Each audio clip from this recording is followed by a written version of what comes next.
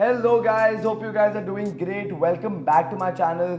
Before I get started with this video, I just want to apologize that I think that this video is going to be very long because I'm going to be giving you some very important information which you all have been demanding from me from a very long time. Before I get started with this video, you guys know the drill. If you are new to my channel, please consider subscribing to my channel and pressing the bell icon so that you guys get regular updates of any of my latest videos. At the same time, if by the end of this video you like this video, make sure that you give me a thumbs up. So let's get started, guys. So basically, ever since the admissions have been announced, I know so many of you people have started getting admissions in various colleges across the country. And one doubt as a fresher you all would always have, which is that should I go for a PG or a hostel or an apartment? And this is the doubt that has been coming on my inbox and on my emails, on the YouTube comment section ever since. So don't worry guys, in this video I will clear all your doubts regarding hostels, PGs and apartments. So many of you ask me, Bhaiya, can you please personally recommend me whether I should go for a hostel or a PG or an apartment? Some of you come out to me saying that, Bhaiya, my father wants me to stay here but I want to stay there, what should I do? So guys, before I even continue with this video, I would really want you all to watch this video with your parents itself.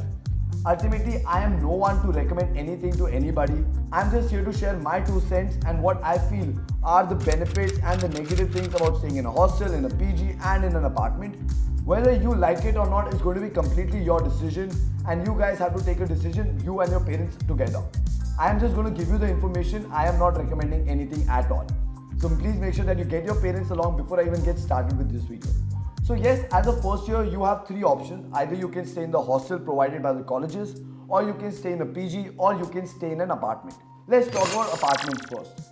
To be very honest, I would not recommend apartments to a first year student or a fresher.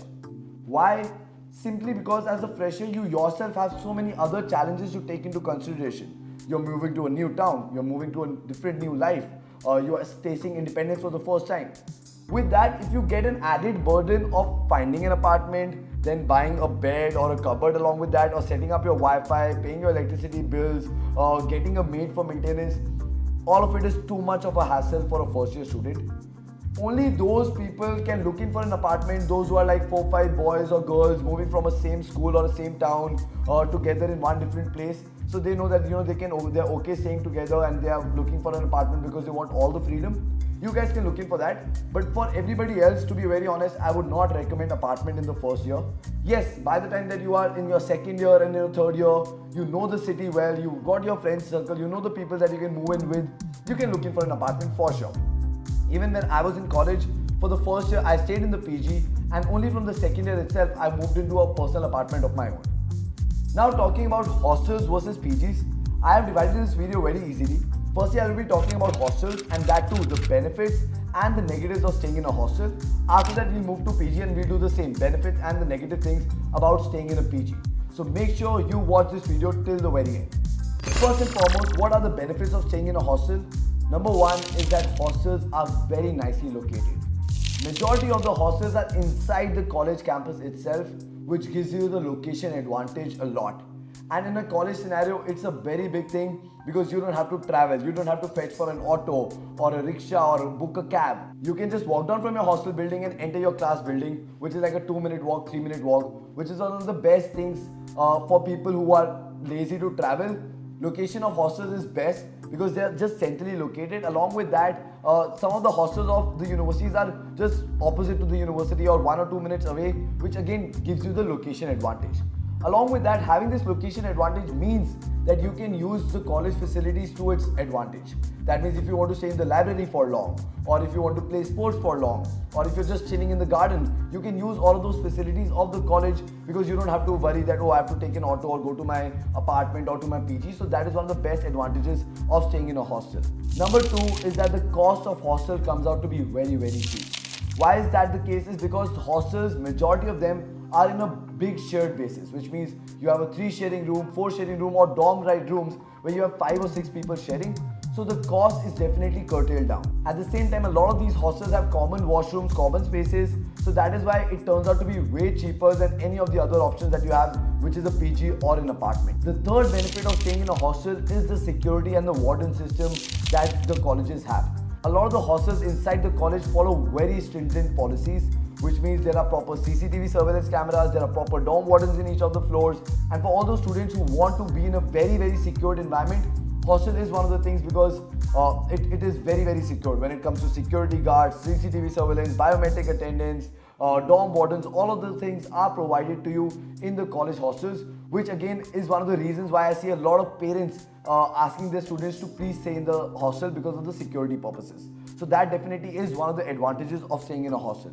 Now coming to the negative parts of staying in a hostel, number one guys, and this is one of the major reasons of not staying in a hostel. Like I never stayed in a hostel, my sister never stayed in a hostel, simply because there is no food provided in the hostels. Majority of the hostels in the country run by the colleges don't have food system. Some of them have got a mess system, but that's very rare. Majority of the other colleges like Christ University in Bangalore does not provide you food in the hostels. So what do the students do? Either they do Zomato or Swiggy all the time, or they're eating from the college canteens, which can provide you breakfast, lunch, dinner. But trust me, it's a very big hassle. Initially you might like it, but after a while you might get sick and tired of keep ordering from Zomato and Swiggy all the time, or going to your college canteens and looking at the price and the menu and then ordering like, okay, 50 rupees dosa, 80 rupees vada, this and that. It's a lot of headache, and after a while you get bored and sick and tired of the food as well. So that can happen, and that is one of the major reasons of why a lot of people don't choose the hostels inside the university, because there is no food that is provided. Even the food that you can purchase, which is on an a la carte basis, so that means you're always looking at the cost before you're ordering from Zomato or Swiggy. And I know all you students are on a budget and you would always want to save your cost, hence not eat properly, which also the parents don't like. That is why they don't send their kids to hostels. One of the reasons is this. The second negative thing about staying in hostels is that hostels are super strict. See guys, safety is one point of view, but being super strict in like 17-18-year-olds, like as well as I've interacted with so many of them, you guys don't take rules very seriously and in a good manner.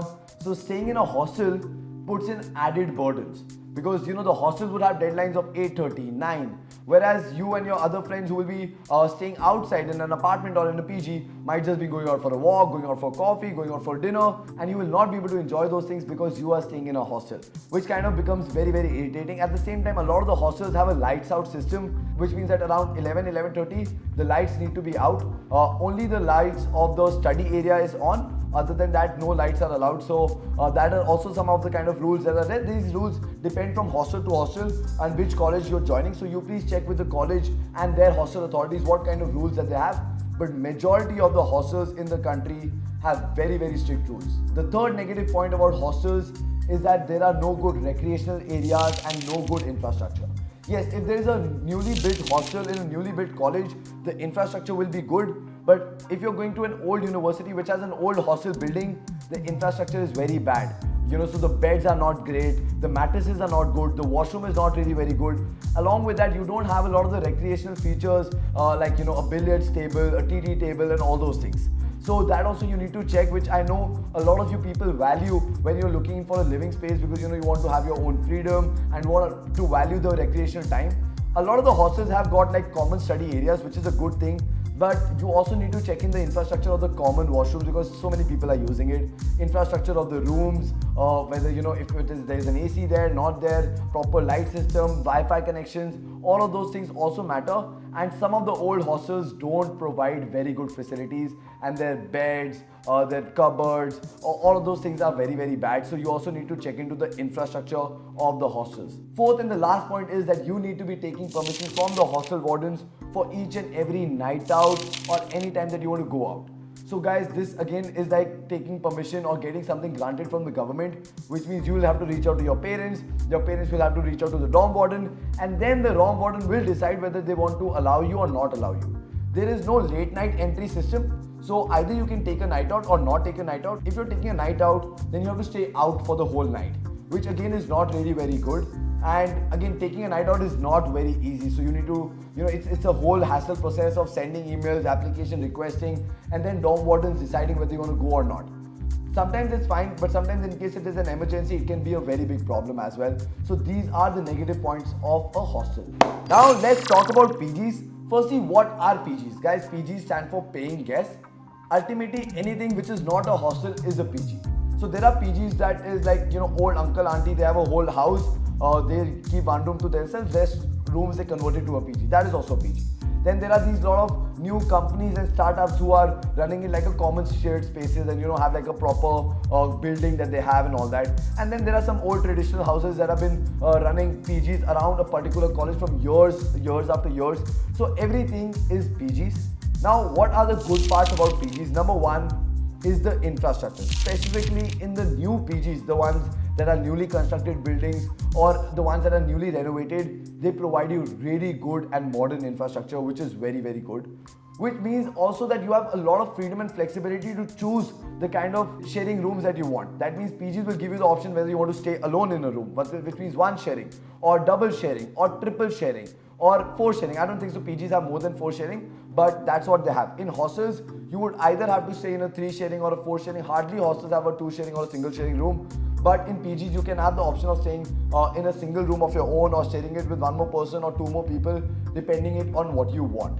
So this is one of the good parts about PGs. Along with the good infrastructure, a lot of the new and the good PGs will provide you very good recreation rooms, which is one of the most important things for students, because after the whole hustle bustle of spending so much time in the college, studying all that, you would want to have like common areas where you can just chill, relax with your friends for a while, play billiards. A lot of the PGs have got gyms inside, some of them have got pools, a lot of them have got a good recreational area where they have a lot of the board games, where they've got TT, billiards, football, all those things are there. Some of them have also got mini football rooms that is there. That depends on, PG to PG. You again need to check before you join in the PG what kind of services are they providing. But a lot of the good PGs provide these services, which is again one of the very good parts, which means that the infrastructure is good and they provide recreational area and you have good amount of flexibility to choose in terms of what kind of room that you want. The second benefit of staying in a PG is that they are a little more flexible with the rules. Now guys, again, this also depends from PG to PG. Some PGs run like a hostel itself. That means they've got very strict rules, regulations, dorm warden system, all of that.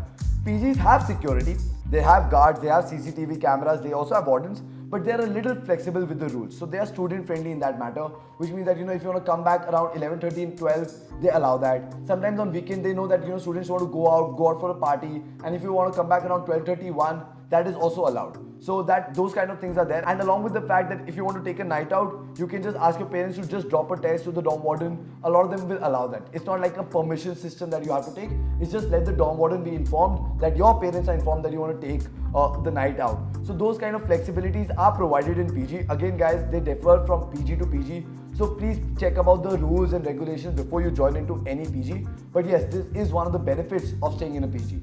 Third, and one of the most important benefits of staying in a PG is that PGs would provide you food, which means they would provide you 4 times meal. A lot of them do, which is breakfast, lunch, evening snacks and dinner, which is a very good thing because it's in a buffet manner, which means you can eat all that you want. A lot of them have got very good rotating menus, so you can enjoy the food that you have. Sometimes you might not like it, but at least you can eat whatever you want, whenever you want and how much ever you want. You don't have to think, oh, 50 rupee roti or 20 rupees more, I'll get a naan or things like that. Depending on the PG, they would provide you proper buffet, like so there'll be a dal, roti, sabji, all those things, and you can eat as much as you want.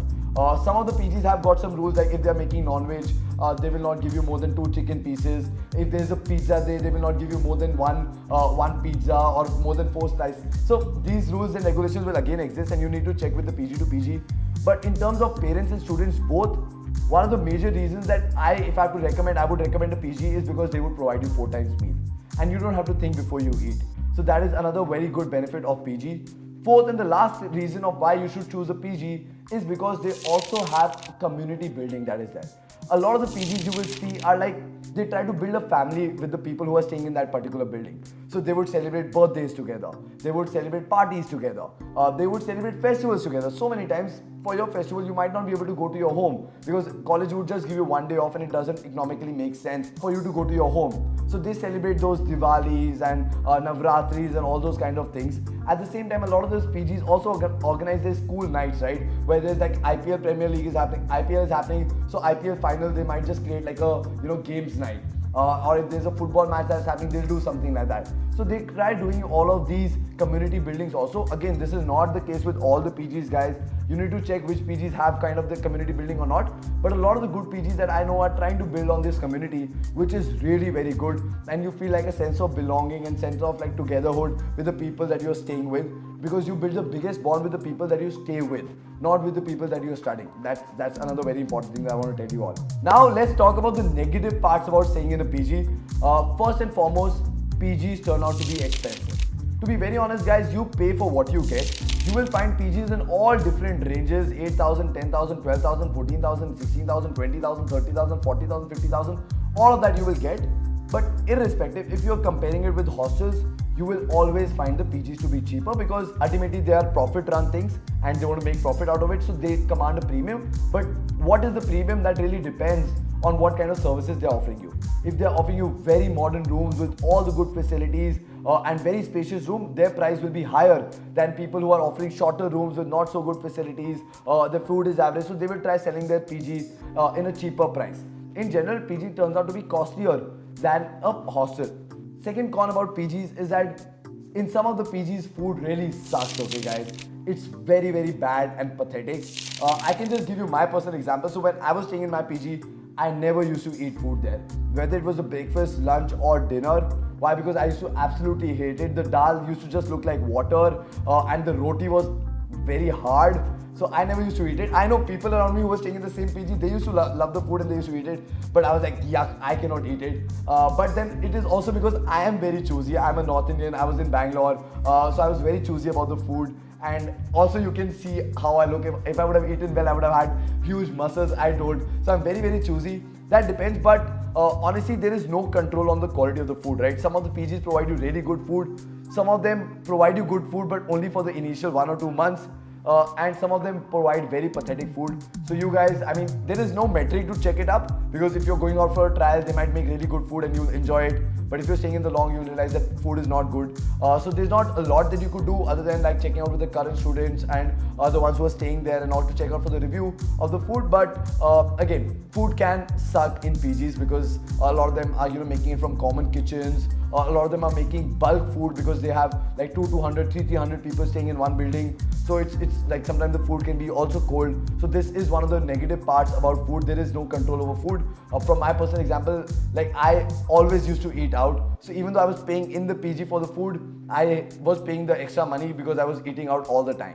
The third con about staying in a PG can be that sometimes PGs are not very nicely located, guys. I would always recommend you, even in my previous video did, that please choose a PG which is near to the vicinity of your college, because you don't have to travel. Sometimes people choose PGs which are 2 kilometers, 3 kilometers, 4 kilometers far. And when they're looking at the auto, they're like, okay, it's just 2 kilometers, it's hardly any difference, 20, 30 rupees auto. And that's fine, but sometimes when it is raining and there are some other problems, you might not find an auto or a cab. It can be of a big problem. So please guys, try finding a PG which is near, and I would definitely not suggest you staying in a PG which is far from the campus. One last negative thing about PGs is that sometimes the maintenance sucks of the PG. When you're initially joining, everything looks very good. They will try to show you the very good, nice picture.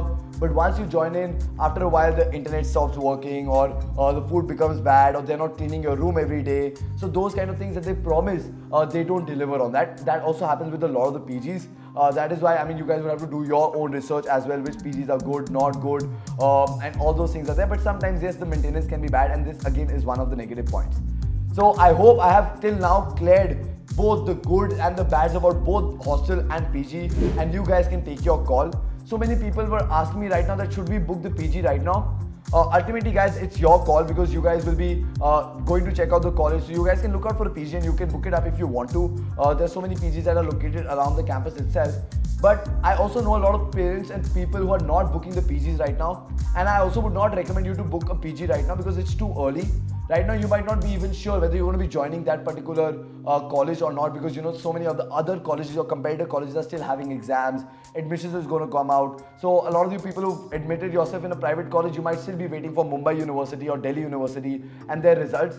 And a lot of the PGs, if you pay the money, they will not refund you back your security deposit and all those things. So only and only book a PG once you're sure about the PG and you are sure that you're going to be staying in the college where you're booking the PG around. You know, a lot of people book up the PG and then they realize that no, we're going to go to a different college, so we don't need the PG anymore. But getting the money from them back is very, very tough. So please do your research on that as well.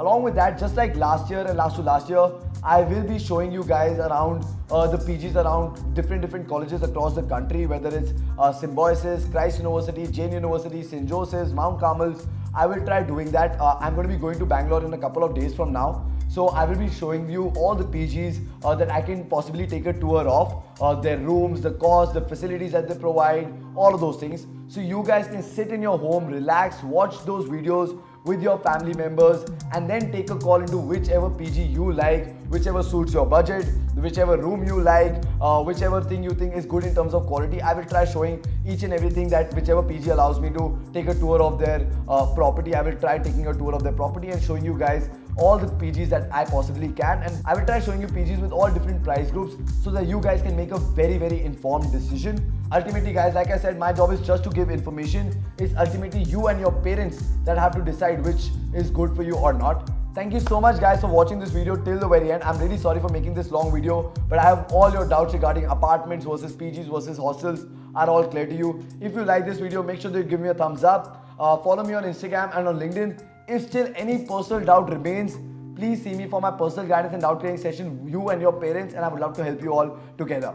Take care guys, bye bye.